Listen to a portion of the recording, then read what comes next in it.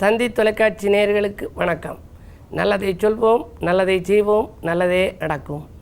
ஒருவரது வாழ்க்கையில் நல்லது நடக்க வேண்டும் என்று சொன்னால் நல்லதை சொல்ல வேண்டும், நல்லதை செய்ய வேண்டும். அந்த அடிப்படையில் இன்றைக்கு 28/11/2015 சனிக்கிழமை திருவாதிரை நட்சத்திரம் இரவு 4:49 வரை, பிறகு புனர்பூசம் நட்சத்திரம். இன்றைக்கு நான் உங்களுக்கு சொல்ல இருக்கிற நல்ல கருத்து திருமண பொருத்தத்தை பற்றி சொல்லப் போகின்றேன். எல்லா பஞ்சாங்கத்திலையும் திருமண பொருத்தம் போட்டிருக்கோம். திருமண பொருத்தத்துக்கென்று இப்போ தனியாக புத்தகங்கள்லாம் வருது. ஒரு கவிஞன் எழுதினான், சிலரது வாழ்க்கை லவ்வில் ஆரம்பித்து ஸ்டவ்வில் முடிவடைகிறது அப்படின்னு எழுதினார். திடீர்னு இப்படி தாக்குதல்கள் ஏற்பட்டு போயிடுது. இன்னொரு கவிஞர் எழுதினார், காதலிலே வெற்றி பெற்றால் கழுத்திலே கயறு தொங்கும், காதலிலே தோல்வியுற்றால் கயற்றிலே கழுத்து தொங்கும் அப்படின்னு எழுதினார். இப்படி புது கவிதைகள் எல்லாம் வந்து கொண்டிருக்கின்றது. காரணம், குடும்ப உறவுகளெல்லாம் இன்றைக்கு சரியாக இல்லாமல் மனமுறிவு நிறைய ஏற்பட்டுவிட்டது. மனமுறிவின் காரணமாக அவர்கள் இருப்பவர்கள், நாங்கள் முன்னாடி ஒரு கல்யாணம் பண்ணோம், அது பொருத்தம் சரியில்லை, அதையும் மீறி செஞ்சோம், இப்படி ஆகிருச்சு, இப்போ தனித்தனியாக வாழ்கிறாங்க அப்படின்லாம் வந்து என்கிட்ட சொல்லுவாங்க. பொதுவாக நம்ம திருமண பொருத்தம் பார்க்கின்ற பொழுது வெறுமனே நட்சத்திர பொருத்தம் மட்டும் பார்க்கக்கூடாது. 8 பொருத்தம் இருக்குது, 7 பொருத்தம் இருக்குது, ஓகே செய்யலாம் அப்படின்னு சொல்லக்கூடாது. அந்த பெண் ஜாதகத்திலே ஏதாவது தோஷம் இருக்கா, மாப்பிள்ளை ஜாதகத்தில் ஏதாவது தோஷம் இருக்கா? தோஷம்னா என்ன? செவ்வாய் தோஷம் இருக்கலாம், நாகதோஷம் இருக்கலாம், அதே போல் களத்திர தோஷம் இருக்கலாம், புத்திர தோஷம் இருக்கலாம், மாங்கல்ய தோஷம் இருக்கலாம். இப்படியெல்லாம் இருக்கான்னு பார்க்கணும். அதே மாதிரி அந்த மாப்பிள்ளைக்கும் இருந்துச்சு அப்படின்னா சேர்க்கலாம். 2 தோஷங்களை ஒன்றாக சேர்க்கலாம். ஆனால் 2 மிகப்பெரிய யோகமுள்ள ஜாதகத்தை சேர்த்தா என்ன ஆகும்? 2 அறிவாளிகள் ஒரு இடத்துல இருக்க முடியாது. 2 கெட்டிக்காரர்கள் ஒரு இடத்துல இருந்தால் சண்டை வந்துடும். இவர் நான் பெரியவன் பாரு, அவரை நான் பெரியவன் பாரு, அதனால் சண்டை வந்துடும். அதனால் 2 நெகட்டிவ் ஒரு பாசிட்டிவ் ஆகிற மாதிரி தோஷத்துக்கு தோஷம் சேர்க்க வேண்டும். பொதுவாக திசா சந்தி இல்லையான்னு பார்க்கணும். 2 பேருக்கும் ஒரே திசை நடந்தால், ஒத்த திசை நடந்தால் ஒத்துவாழ நியதி இல்லைன்னு சொல்லுவாங்க. அதனாலே அந்த திசை நடக்குதான்னு பார்க்கணும். பார்த்ததுக்கு பிறகு இந்த தோஷங்களுக்கு ஏதாவது வடிகால் இருக்கிறதா, பரிகாரம் செய்யலாமான்னு பார்க்கணும். இப்போ நாகதோஷம் உள்ளவர்களுக்கு எத்தனையோ பேருக்கு நான் பரிகாரமெல்லாம் சொல்லி கூட்டிகிட்டு போய் நிறைய குழந்தைகள் பிறந்திருக்கு, ஒற்றுமையாக இருந்திருக்காங்க.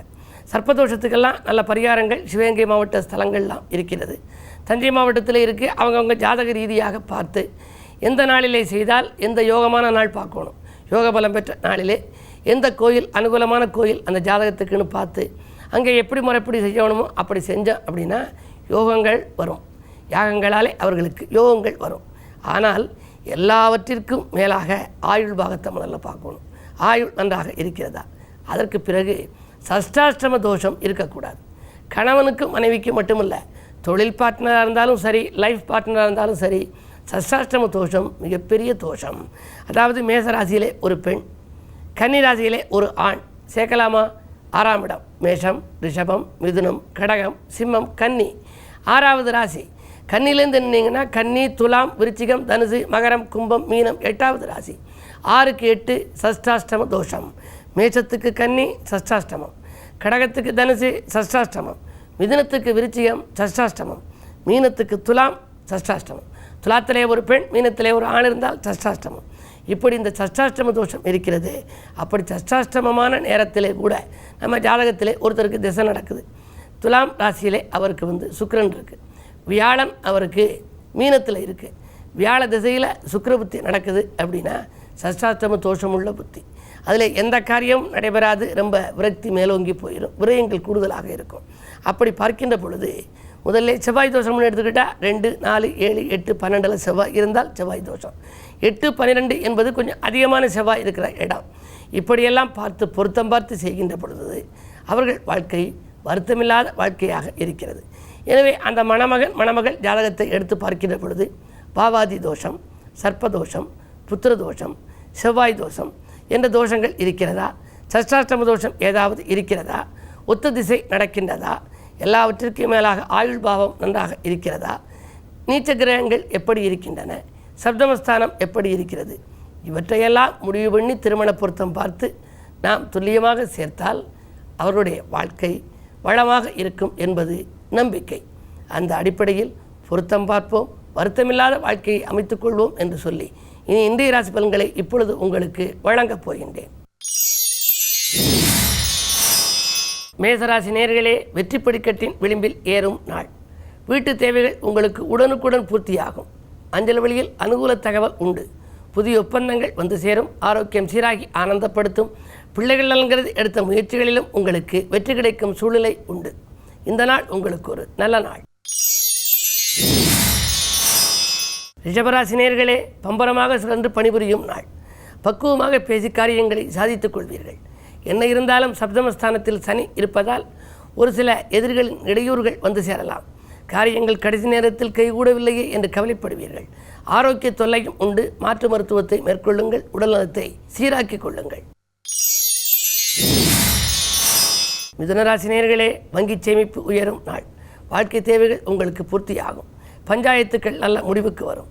பாக பிரிவினைகளும் சுமூகமாக முடியும். ஆலய வழிபாட்டில் ஆர்வம் காட்டுவீர்கள்.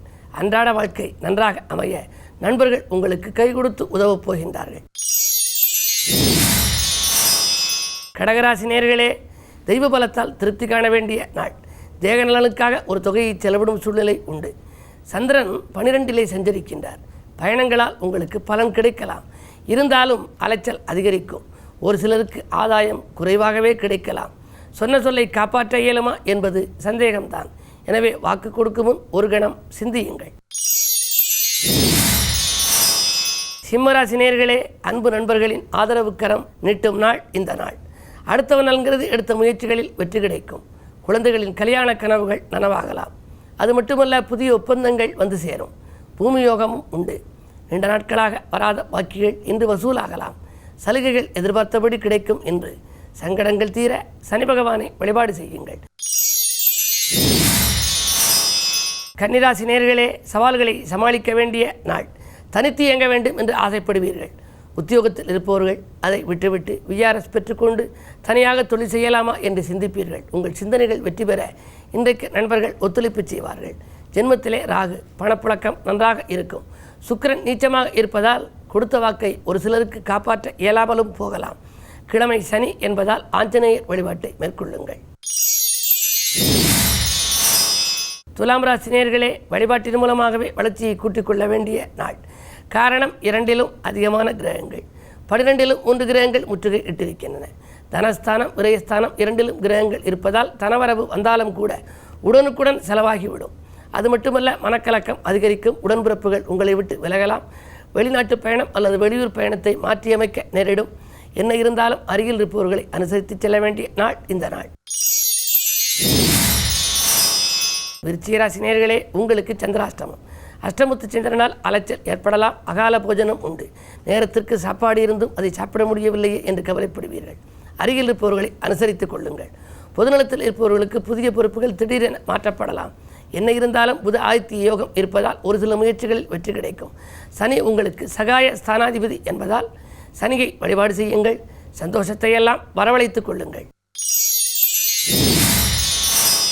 தனுசு ராசி நேயர்களே, குருவின் பார்வையால் குதூகலம் ஏற்படும் நாள். உடனுக்குடன் உங்களுக்கு நல்ல பலன்கள் கிடைக்கும் விதத்தில் நண்பர்கள் ஒத்துழைப்பு கிடைக்கும்.